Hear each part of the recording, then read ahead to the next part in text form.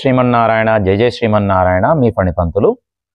మనము ఇంట్లో నిత్యము దీపారాధన చేస్తాం కదండి. మరి ఆ దీపారాధనలో ఒత్తి ఏ ముఖంగా ఉంటే ఎలాంటి ప్రయోజనం కలుగుతుంది?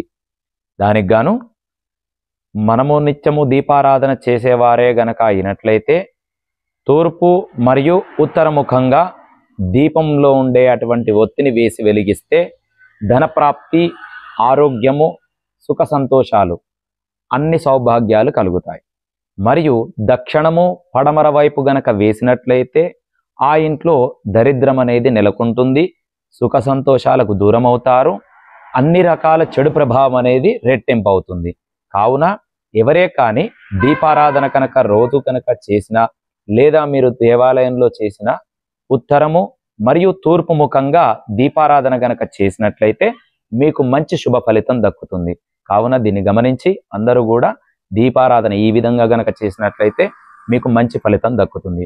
జై శ్రీరామ్, జై శ్రీమన్నారాయణ.